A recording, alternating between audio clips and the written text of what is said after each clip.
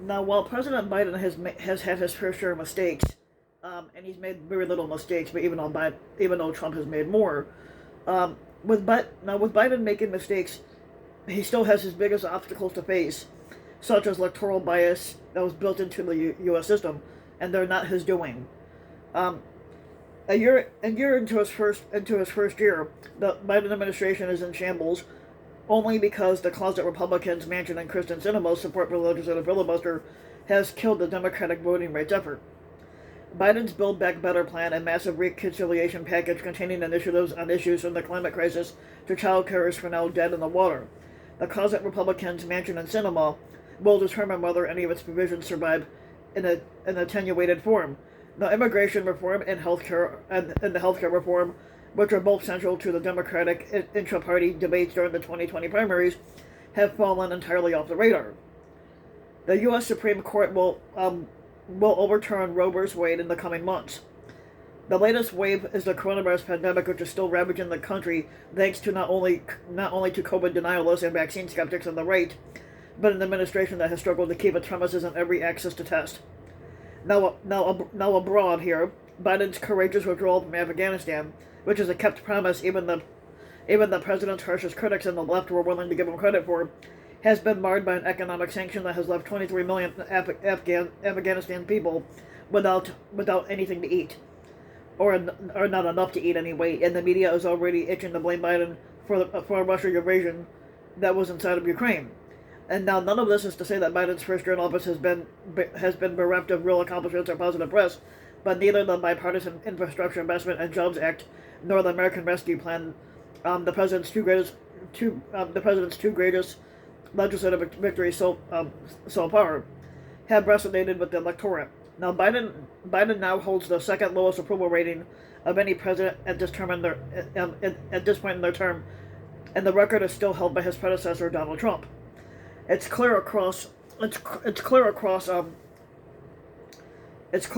polls that voters are faulting Biden for inflation, which he has nothing to do with, and his supposed inattention to the economy, also something he does not have anything to do with.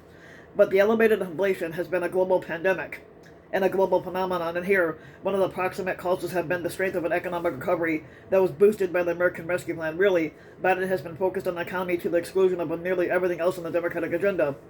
His recent pivot to voting rights came only after the collapse of negotiations on the Build Back Better plan, which, in its final form, it was easily among the most ambitious economic packages that was ever proposed by Washington. And messaging on the plan plainly hasn't worked.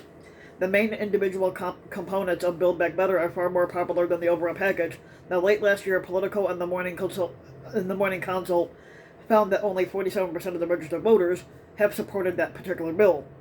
Now, while increasing the funding for affordable housing and expanding the Medicaid to cover hearing services had registered with 65% of the voters, and the other one 75% of the voters. And that's not terribly surprising, given that voters have probably heard much more about the intractability of negotiations over the plan in Congress than they have about the plan's substance.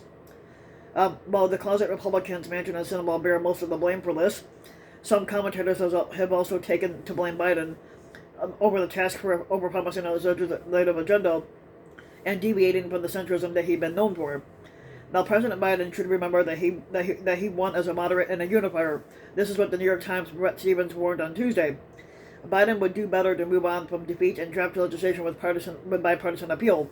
But as his critics know full well, there's extremely little that both parties will still agree on, and even modest bipartisan proposals like universal gun background checks have been doomed to failure by the legislative filibuster, which forces the 50-member Democratic caucus to win over not just some, but at least 10 Republicans to pass anything besides budget reconciliation. Now, Biden's supporters and his centrist critics both have an interest in framing him as a visionary, but he isn't one. The enlarged agenda of the centrist disdain has been the fruit of the internal party pressure and the sheer scale of our public health and economic crises. And there's plenty of evidence that Biden still favors moderation and restraint, especially in the administration's executive actions and on certain issues, executive inaction. And there, the White House has spent the year frustrating party activists on issues including the student debt, immigration, and policing. Um,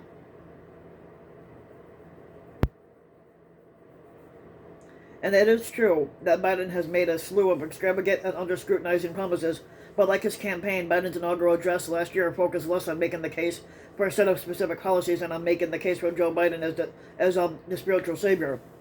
Today, on this January day, he told the crowd his whole soul was in this, bringing America together, uniting our people, and uniting the whole nation. Now here, Biden's failure should be obvious even to Americans who don't follow the news very closely. The tenor of political debate hasn't softened, but the substantial political divides remain just as deep. The notion that American unity was within Biden's capacity to achieve was simply a lie, one of many that has been told about the state of our country and where it's going today. And during the campaign, he assured voters that the Republican Party would reach an epiphany and develop a willingness to work broadly with Democrats once Trump stopped squatting in the White House, and that was obviously a lie too, because we knew damn well the Republicans weren't going to work with them Democrats anyway. In what amounted to open mockery of that claim, Mitt Romney, widely lauded in the press and within the Democratic Party as one of the Republican Party's last voices of reason, had compared Biden's election reform advocacy to Trump's post-election shenanigans earlier this month. President Biden goes down the same tragic road taken by Trump, he said in the U.S. Senate floor speech, casting doubts on the reliability of American elections. Now, in his press conference on Wednesday, Biden insisted that he hadn't a clue that he'd faced this kind of nonsense in opposition from the Republicans, and believing him does no credit to his intelligence. This is one line, one uttered to advance the strategy that Democrats generally turn to when they're down projecting indignation over Republican obstruction, while hoping in this case that voters don't notice the Democratic Party's control government and they can pass whatever it likes to provide the party, and providing that the party is unified. Now, Biden's current standing gives us reason to doubt this will work in the upcoming November midterms. So does electoral history, and the incumbent parties tend to be poorly in them. None of that routine flux, the product of what political scientists call thermostatic public opinion, has produced a meaningful change that many frustrated Americans hope to bring about at the polls. Inequality and corporate power are growing. Decades of rhetoric and poor policies have failed to bring about much progress on issues from healthcare to education. And both of the immediate crises like the coronavirus pandemic and long-term challenges like the climate crisis system seem beyond our capacity to address this. That impotence has been the product of our institutions and the myths that sustain faith in them. Biden has taken a belated and tentative interest in reworking the Senate's rules. Opposition from Manchin and Sinema and the electoral biases of our system have not only hobbled his agenda, but also ensured that Democrats won't be able to govern on their own again in Washington for many years to come, should they lose the governing majority in November. It's not obvious that there's anything Biden can do to save the party from that particular fate, but it's clear that what we're lacking here is moral leadership demands from him. Our federal order is strangling us. He should say so. He should admit to that. Conflict and dissensus will always define American society, but no other future is available for a country as large, diverse, and nominally free as ours. And the achievements we take the most pride in today, from women's suffrage to the civil rights movement, simply would not have been possible if leaders had limited their aspirations to objectives that brought Americans together. Now, naturally, there's not a chance in hell anything like this will ever pass from Biden's lips, but it's not savvy and it's not safe. But it is the truth, and the American people deserve to hear it from someone someday.